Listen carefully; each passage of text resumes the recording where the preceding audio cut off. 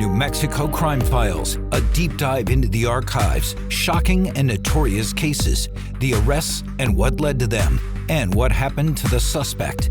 Here are your hosts, Dean Staley and Jessica Garate. Hello, everyone, and welcome to this episode of New Mexico Crime Files. We're going to do something a little different today. We have a special guest. Again, I'm Jessica Garate with KRQE News 13, along with my co-anchor, Dean Staley. Yeah, and we're doing something different because we have brought in a guest, Investigative Reporter Larry Barker. And I just, very briefly, for anyone who doesn't know Larry Barker, he is probably the most influential investigative reporter in the entire state of New Mexico. Decades and decades and decades of experience and shelves full of Emmys for just amazing work that he's done. We brought Larry in today because of something he is a little different, a little different than his normal investigative reporting, a really, really compelling crime story. And Larry, we're so glad to have you here. Tell us about the story and what you found compelling about it. So you're right, this is a little bit different because we're going a little bit back in time. So let's go back 90 years. Now, I did not report this story originally. I know what you're thinking. Yeah, okay. No. I wasn't here then. So. But it was the very first criminal case of the newly formed state police, May 1935. Last year was the 90th anniversary of this case. And it had to do with the tragic disappearance and murder of 4 tourists. And it ranks among New Mexico's most notorious crimes. And we call it the case of the Rio Grande Murders. It's our #1 unsolved mystery in New Mexico, that 4 people could just vanish from the face of the earth, never again be found, without a trace. It became apparent that something really bad had happened to their family. Obviously, this is a catastrophe. This is a real tragedy. 4 people are there, and then they're gone. The event really just fueled this idea that New Mexico was the Wild West. There were tourists on a driving tour of the West. After a stop in Albuquerque, they disappeared and were never seen again. Even though the kidnapping and ruthless murder of 2 middle-aged couples decades ago ranks among New Mexico's most infamous unsolved crimes, hardly anyone today has heard of the case. But go back 90 years to 1935, and you would be hard-pressed to find anyone who didn't know the gut-wrenching details of 4 innocent tourists who ventured into the land of enchantment and disappeared. There was never been anything like it before. I don't think there's been anything like it since. So it was really a big deal. Don Bolus is a retired law enforcement officer and historian. It became a nationwide story. These 4 people had just vanished off the face of the earth, and nobody had the slightest idea where they were or what had become of them. They were George Lorius, his wife Laura, Albert Heberer, and his wife Tilly. George owned a coal company in East St. Louis. Albert was a barber in DuQuoin, Illinois. Early on a Sunday in May 90 years ago, the 2 couples packed up George's 29 Nash and set out on a leisurely road trip to California. On May 21st, the couples checked into the Vaughn Hotel, signing their names on the hotel register. The next morning, they drove to Albuquerque and mailed postcards at the downtown post office. At 11 a.m., Albert Heberer wrote, "Everybody okay, no trouble of any kind, going to Boulder Dam." The cards were postmarked May 22nd, 1935. 12:30 p.m. The 4 Illinois tourists were never seen or heard from again. The next morning, 6 miles south of Socorro, the tourist car was found wrecked. It was being driven by a slender young man about 21 with long hair, a scar on his cheek, and a tattoo. The vehicle was towed to a Socorro service station where it was repaired. Later that day, the Nash was involved in yet another accident, this time 44 miles south of Socorro. Mrs. Clyde Cole helped the young man free the vehicle from a ditch. Decades later, Mrs. Cole recalled the driver was nervous and appeared scared. That night, he checked into room 7 at the Buckler Hotel in El Paso, signing the hotel register, James Sullivan, East St. Louis. The next day, the car thief headed east, leaving a string of forged Laureus traveler's checks along the way. That night, he checked into the Tex Hotel in Big Springs, signing the registration card, George Laureus. The following day, he forged more traveler's checks, spending the night at the Worth Hotel in Fort Worth. In the morning, the inexperienced driver had his third accident in so many days. He collided with another vehicle and forged one of the Laureus traveler's checks to pay for the damage. The next day, the stolen Nash was found abandoned on a Dallas street. The young man who called himself James Sullivan disappeared. Alarm bells went off in Illinois. There had been no word from the two couples in more than a week. Thus began the largest manhunt in New Mexico history, personally led by Governor Clyde Tingley. They searched literally hundreds of miles of roadways and distances on both sides of suspected roadways. They used the National Guard. They used military personnel. They even had a cavalry unit that came in on horseback. New Mexico was in shock when these tourists disappeared. Rob Martinez is New Mexico's state historian. The governor didn't know what to do. He was afraid of the impact it would have on tourism. So the state was reeling and trying to figure out what happened and how this could happen. Governor Tingley offered a $1,000 reward for information leading to the discovery of the bodies, so he was pretty well convinced that they had been murdered. The newly formed state police launched a criminal investigation. Officially dubbed State Police Case No.1, the missing tourists became front-page news. Details of the case were splashed across newspapers and magazines throughout the country, but there were precious few clues. A bullet found in the abandoned Nash, handwriting, smudged fingerprints, and eyewitness accounts of a nervous, long-haired man with a tattoo.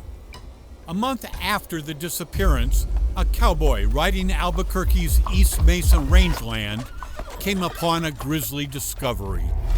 Dumped in an arroyo were the charred remains of personal property belonging to the tourists, including burned clothing and Laura Laureus's eyeglasses.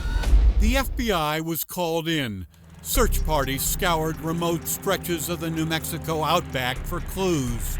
Over the course of 3 decades, hundreds of suspects were investigated. Amateur detectives from all over the country weighed in with their own theories. However, the remains have never been located. James Sullivan, alias John Doe, was indicted by a federal grand jury. However, the arrest warrant has yet to be served. The perpetrators of this crime knew what they were doing. They knew how to dispose of the bodies. It was just devastating to lose them. Amy Ashcraft is Laura Laureus's great-great-niece. What do you want people to know about Laura Laureus? That she was murdered at 54 beside her husband and her 2 closest friends. Life stolen from her. They were on a vacation and they had no idea that this would happen to them. The killer's trail has gone stone cold. The last lead in the case dried up decades ago. Today, 90 years later, State Police Case No.1 remains open and unsolved. Maybe the 4 of them went to South America and lived happily ever after for the rest of their lives? We don't know, but it'll always be with us. It's always a part of New Mexico history. I don't know that we'll ever find their bodies. I do know this as a historian. Wherever people have gone, they leave a footprint. They leave a mark. So there's always the hope that there's something out there that'll tell us what happened to them. I want to find them. We would like to pay our family respects. May you now and forevermore rest in peace. Larry, such a fascinating story. How did you learn about this and what turned you on in doing this story? I had heard about this some years ago, and there had been little blurbs of it in some newspaper articles and some books that back in 1935 there was the disappearance of some tourists from New Mexico. And it really struck my interest here. 4 tourists who travel into New Mexico on vacation and then disappear without a trace. And it just was fascinating, but I knew very little about it. Most people didn't know, had never even heard of it. So we decided, let's find out, let's find the facts. Very difficult to do. And we spent months and months digging up the original case files on this case. We had to go to the state police. For a long time, they couldn't even find the file. But it is marked State Police Case No.1. The state police was formed in May of 1935, and shortly after that, this case happened. The 4 tourists disappeared. So the state police, which had been really more of a traffic police department, traffic cops, if you will, and now they formed as state police, and all of a sudden they were hit with potential murder, disappearance of tourists, kidnapping, and it was front page story. It was a front page story for months. Every day there was something about these tourists. Now remember, we didn't have internet, we didn't have television. The only source of information for most people were newspapers. So if you were living in New Mexico in 1935, you knew a lot about this case because it was headlines practically every single day. And the investigation was led by Governor Clyde Tingley. He was the governor at the time, and he was freaked out, like a lot of people in New Mexico were, because these tourists had come to New Mexico and then they disappeared.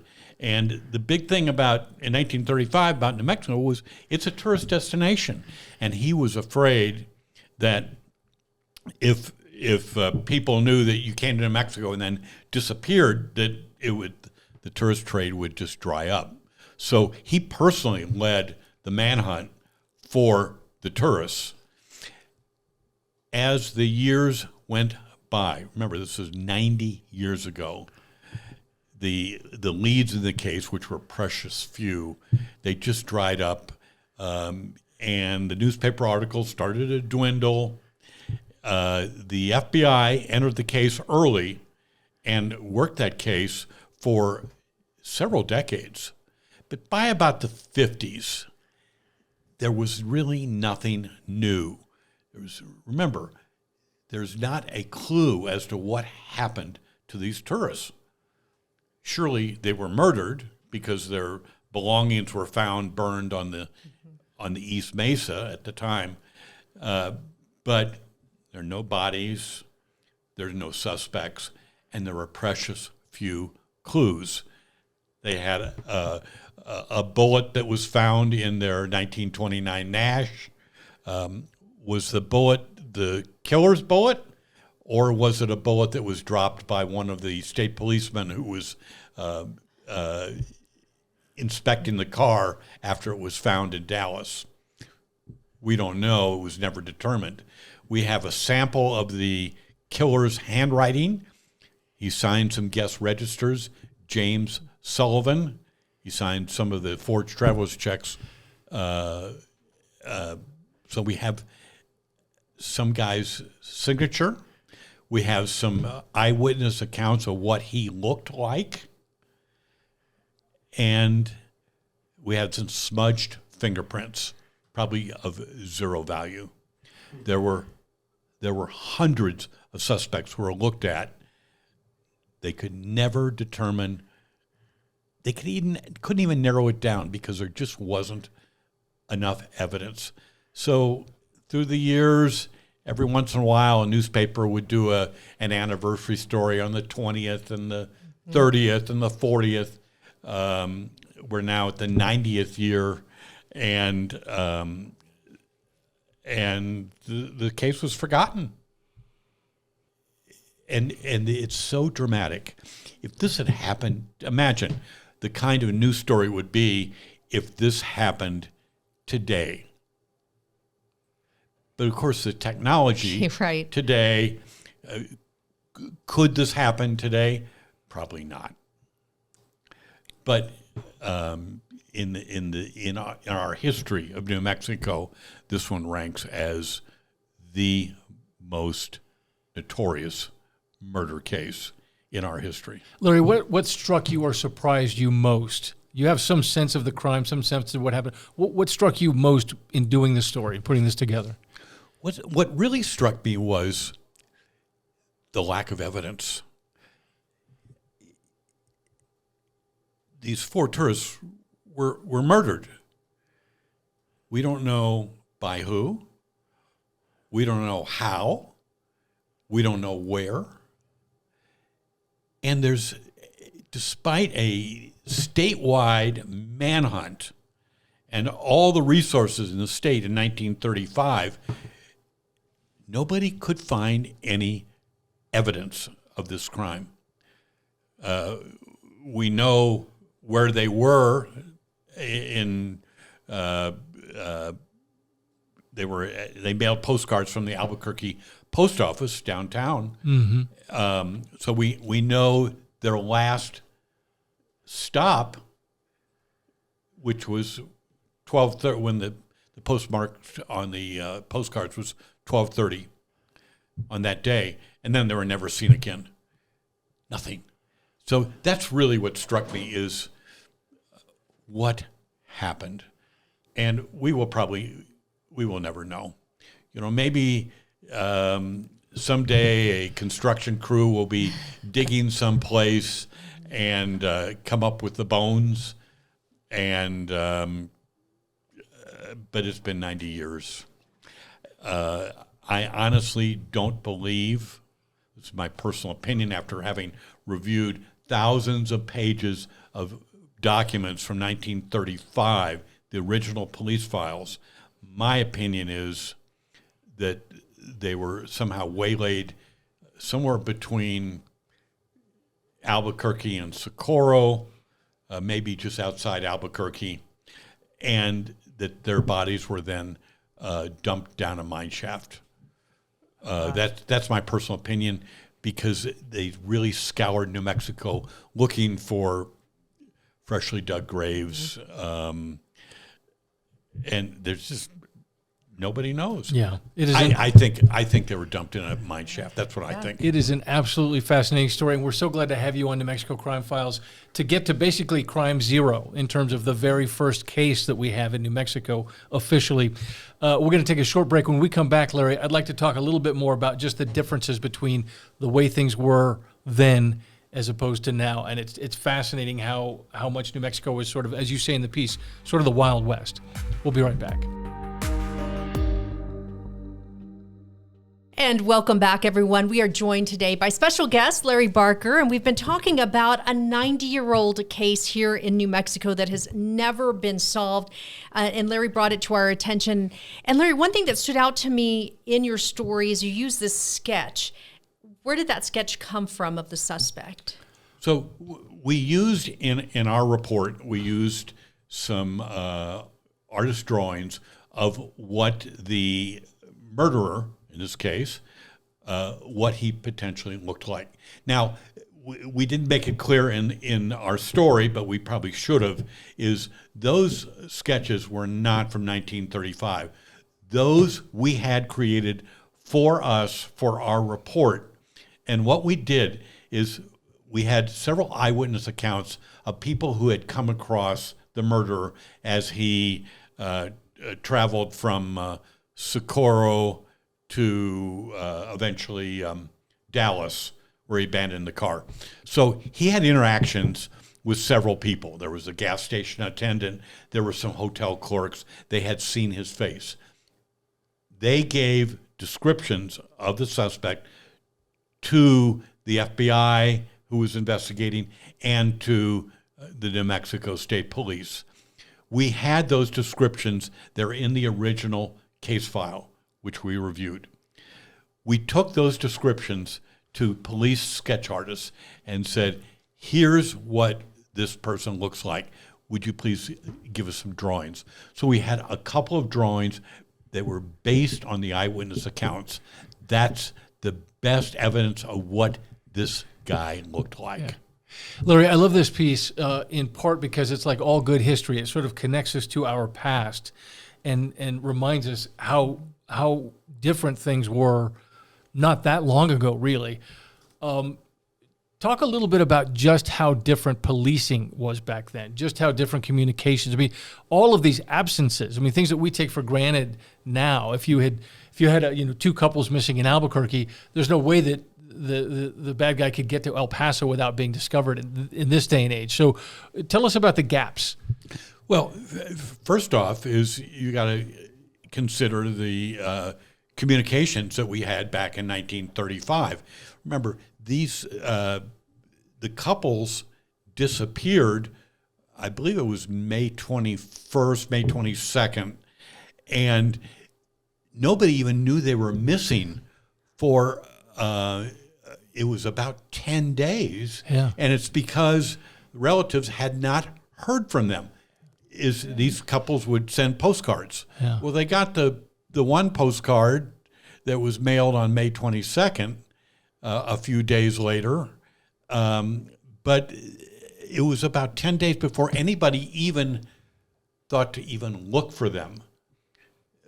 That's a big difference. Yeah. You're right. It wouldn't happen today. And as we all know, the time that police get to a scene, I mean, that is critical, right? Those first moments, the first days. I mean, every hour that goes by makes it harder to figure out who's responsible for the crime. So a 10-day lead is a pretty tough thing to overcome, even today, right? And by 10 days, 2 weeks, the murderer in this case, long gone. Yeah. There was, all they had was were the forged traveler's checks, mm-hmm. and eyewitnesses who had seen him, hotel clerks, gas station attendants. Those are the people who had seen this, and that's all they had to go on. Yeah. What did the guy look like? Well, yeah, it's pretty vague. Do we need to explain to our viewers traveler's checks? I think Jess may be too young to know. I do remember traveler's checks. I used traveler's checks. Your grandmother used to tell you about stories about them, right? Yeah, I mean, essentially for people who don't know, because we have people who are younger watching, I mean, this was a way to take, so you didn't have to travel with cash. You went to a bank or another business that offered these checks. You gave them cash, and they gave you in return these checks that had your name on them were only usable by you. So you could go anywhere and get cash for them. But that way you could travel with a lot of money, but no one could access it but you, right? Is that a fair? Yeah, absolutely. Basically. And back in 1935, that's what people, when they traveled, they had traveler's checks. Yeah. And you signed the checks at the bank when you got the traveler's checks. Yeah. And then when you cashed them in grocery stores or gas stations or hotels, you would sign your name again. And show ID. Say, I am the person. Yeah. Absolutely. Yeah. And that was what people, that's what that's what people did. And the fact that this person could use those traveler's checks and not get caught was interesting as well, right? Just forged his name. He, you know, obviously the couples were murdered, and Mr. Lorius's traveler's checks were forged on a trail from Socorro to Dallas. Yeah. And once he was in Dallas, there were no more forged traveler's checks. Now, Mr. Heberer's traveler's checks were never cashed. And what we understand from the files was that Mr. Heberer he kept his traveler's checks in his shoe. Oh, the old in the shoe trick, Larry. So the murderer probably did not know where his traveler's checks were because they were in his shoe. Wow. Larry, from the very beginning to the end, I mean, just all the pieces, all the investigation that you did in this case was just amazing. You even tracked down the great niece of them. Where'd you do that interview? You know, she lives in Mississippi, and she happened to be she had some friends in Albuquerque, and she happened to be here in Albuquerque, and she called me because she knew of our interest. We had reached out. This is some time ago. We had reached out to individuals who may have had a link to the couples. Now, they did not have children, so there are no living close relatives. This is a great niece of Laura Lorius's, and she reached out to us, and this is even before we had started doing interviews. Since she was here in Albuquerque, we said, would you mind sitting down and tell us what you know about your great aunt? It was a great element to that story. It a really great was. human element. Mm-hmm. Yeah. Larry, what a pleasure. This has been fascinating, very interesting piece of history in New Mexico history. Thank you so much for being with us today. Absolutely. This is one of my favorite stories. And if I can just add a little bit, some people may think this is not an investigative story. It was very much an investigative story for us, is finding the facts, finding the photos, finding the police files, going through thousands of pages of FBI files and state police files, and putting it all together. It was an immense. It took us months to put this thing together. Yeah. Well, it was work. of the quality that we've come to expect from you, Larry. Great work. Thank you. Yeah. That does it for another episode of New Mexico Crime Files. Join us next week.